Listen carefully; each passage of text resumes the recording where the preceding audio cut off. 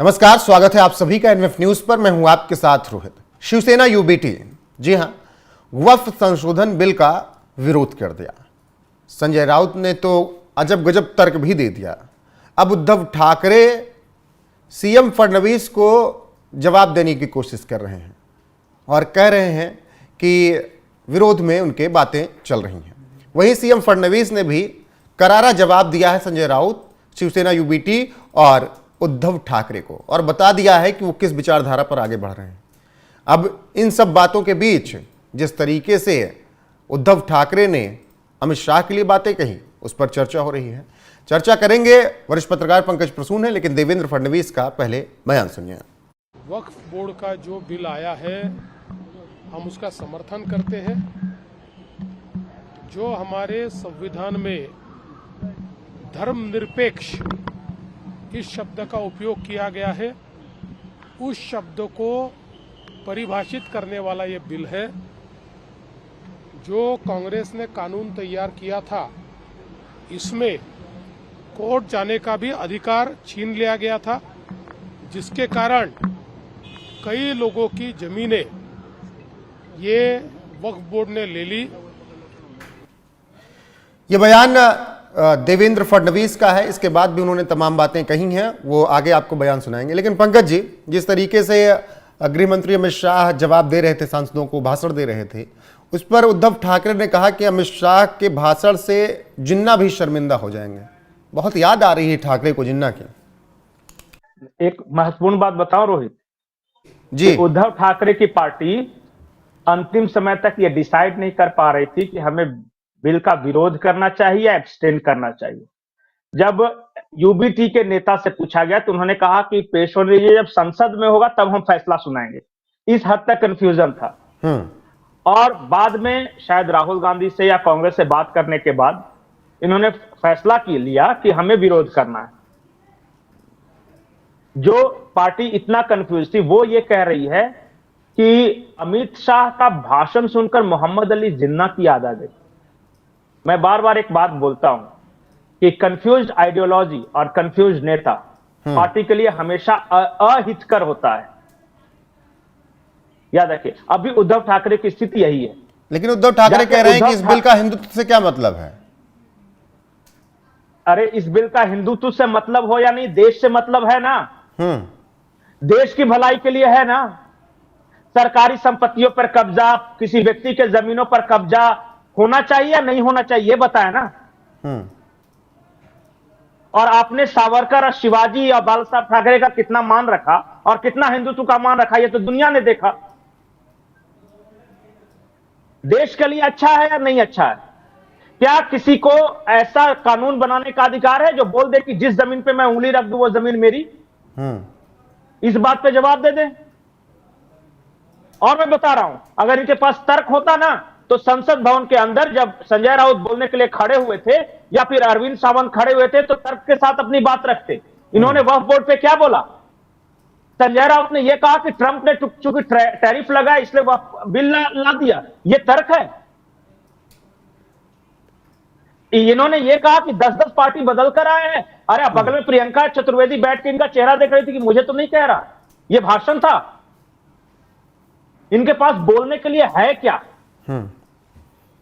क्या जाकर बोलेंगे मुंबई के मतदाताओं को, उन शिव सैनिकों को जिन्हें बाला साहब ठाकरे ने तैयार किया था, जो भगवा टीका लगाकर और भगवा पताका लहराकर घूमते थे, उनके सामने जाकर क्या बोलेंगे कि जब मैं ये वक्फ संशोधन बिल आ रहा था तो मैंने उसका विरोध किया? देखिएगा चुनाव के समय तक मुस्लिम वोटों के 4 पार्टियां वहां पे, शरद पवार की पार्टी भी उसके कंपटीशन में है, कांग्रेस भी उसके कंपटीशन में है, उद्धव ठाकरे भी कंपटीशन में है, और तो और अजीत दादा पवार की पार्टी भी कहती है कि मुस्लिम वोट पे उसका भी हक है। लेकिन पंकज जी, उद्धव ठाकरे के लिए कौन सी पार्टी? यहां पर बहुत तेज दिमाग से खेलने का प्रयास कर रहे हैं। उद्धव ठाकरे कह रहे हैं कि वक्फ में जो गलत है वो गलत है, पारदर्शिता बिल्कुल होनी चाहिए। हमारी शिवसेना कभी गलत समर्थन नहीं करती। शिवसेना ने बिल नहीं बल्कि भ्रष्टाचार का विरोध किया है। दोनों तरफ 50-50 वाले मामले में फिर खड़े हो गए हैं। नहीं, लालू यादव अक्सर एक कहावत कहा करते थे, भतरो मीठ पुतवो मीठ। इसका मतलब भतार मतलब पति भी मेरा मीठा और मेरा बेटा भी मीठा। ये वही कंफ्यूजन में है। अभी मैं बार बार बोल रहा हूं, ये कंफ्यूज आइडियोलॉजी में है। बाला साहब ठाकरे के हिंदुत्व के विचार को फॉलो करे, वीर सावरकर को फॉलो करे, या फिर कांग्रेस के साथ जाकर उनकी आइडियोलॉजी को फॉलो करे। और इसी दो नैया की सवारी में इनके पांव डगमगा रहे हैं। और आगे सुनिए, आगे दिमाग सुनिए उद्धव ठाकरे का। वो कह रहे हैं कि आज वक्फ की जमीन पर आपकी आंखें कल मंदिर और चर्च पर होगी। वो तो भड़का रहे हैं, वो तो कहने के लिए कुछ भी कह सकते हैं। देखिए, इस देश में एक ही तो फ्रीडम है, फ्रीडम ऑफ स्पीच।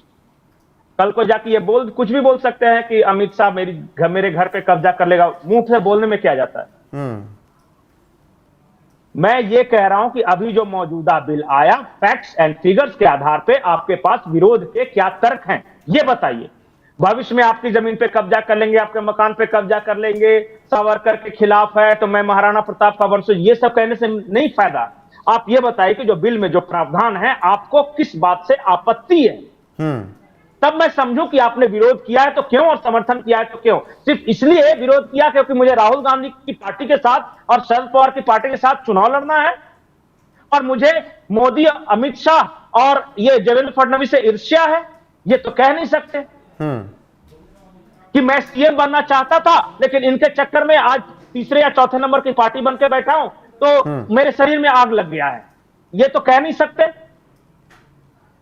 जबकि जनता है वो सब समझ रही है, वो सब समझ रही है कि बाला साहब ठाकरे की आइडियोलॉजी के साथ कौन सी है पार्टी और कौन उनकी आइडियोलॉजी के खिलाफ जाकर दुश्मनों से हाथ मिला रही है।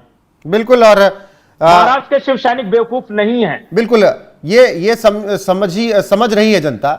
लेकिन जिस तरीके से उद्धव ठाकरे बार बार जिन्ना का जिक्र करते हैं, औरंगजेब का जिक्र करते हैं, जो विचारधारा लेकर चली थी ये पार्टी शुरुआत में, भटक तो गए ही 19 में आते आते, लेकिन इतना भी क्या भटकना कि आप हर चीज से समझौता कर लें। इतना तो समझौता जब अलग मायावती और अखिलेश यादव का गठबंधन हुआ होगा तो नहीं हुआ होगा कि हम दलितों की बात नहीं करेंगे, हम ओबीसी की बात नहीं करेंगे। नहीं, मैं आपको उदाहरण बताता हूं। एक कहीं म्युनिसिपल कॉर्पोरेशन का चुनाव था, चेयरमैन का, इन्होंने ओवैसी की पार्टी से गठबंधन करने का ऑफर दिया था, किया या नहीं किया मुझे एग्जैक्ट पता नहीं, किसी शहर का म्युनिसिपैलिटी का चुनाव था। इन्होंने जाके ये कह दिया कि उप मुख्यमंत्री महाराष्ट्र का कोई मुसलमान बनना चाहिए, अगर हमारी पार्टी सत्ता में आती है तो मुसलमान उप मुख्यमंत्री बनाएंगे। अब जरा सोचिए बाला साहब ठाकरे के विचार। और परिणाम क्या हुआ कि जब बाला साहब ठाकरे का निधन हुआ था तो इनकी पार्टी महाराष्ट्र की नंबर 1 पार्टी थी। आज हालत यह आ गई है कि कितने नंबर की पार्टी है ये, तीसरे या चौथे की है, तीसरे नंबर की। अब बताइए डाउनफॉल कहां होता है। और आने दीजिए बीएमसी का इलेक्शन। मैं महाराष्ट्र के खास करके मुंबई की सरजमी को जानता हूं, मुंबई के ठाणे के आने दीजिए और देखिएगा कि जो पार्टी एक छत्र राज किया करती थी बृहन मुंबई महानगर पालिका पे, उसका क्या हाल होता है। क्योंकि शिव सैनिक होता है। बिल्कुल। एक तरफ तो उद्धव ठाकरे नहीं, वो सुबह उठता है तो आज तुलजा भवानी के नारे लगाते हैं, जय जय जय जय शिवाजी जय। वो 2022 के लोकसभा, क्या कहते हैं ये 24 के लोकसभा चुनाव और विधानसभा चुनाव में जवाब दे दिया। लेकिन एक तरफ ठाकरे कह रहे हैं कि अगला नंबर चर्च और मंदिरों का है, सरकार की नजर उन पर होगी, आज वह पर है। दूसरी तरफ संजय राउत कह रहे हैं कि संशोधन विधेयक और हिंदुत्व से कोई मतलब नहीं है, ये पार्टी अराजकता पैदा कर रही, यानी बीजेपी। ठीक है, जनता को फैसला करने दीजिए। संसद के दोनों सदनों ने कानून पास कर दिया है, वो नियम बन जाएगा। देखते हैं कि कौन अराजकता पैदा करता है। अच्छा, इन लोगों को जनता का मैंडेट नहीं मानना, पंकज जी, इन लोगों को जनता का मैंडेट नहीं मानना है।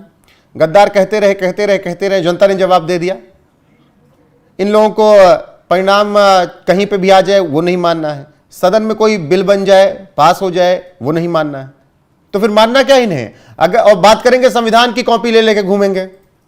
नहीं, एक बात मैं बताता हूं, जब राजनीति में है तो चाहे कितना भी गिरेंगे, कुछ भी हो जाएगा, तो राजनीति तो करेंगे ना कुछ तो बोलेंगे। क्या चाहते हैं कि कुछ ना बोलें, चुपचाप रह जाएं? नहीं, अगर उधर से बोलेंगे तो कहेंगे कि लगता है कि बीजेपी के करीब जा रहे हैं, और इधर से बोलेंगे तो लगता है कि बाला साहब ठाकरे की आइडियोलॉजी। अरे बोलते जब सैलरी बढ़ाई गई 24% तो उस पर विरोध करते हैं, उस पर धरना प्रदर्शन करते हैं, उस पर रैलियां आंदोलन करते हैं। किसान आंदोलन पे कर रहे थे, ठीक था, अगर इनको कुछ खराब लग रहा था।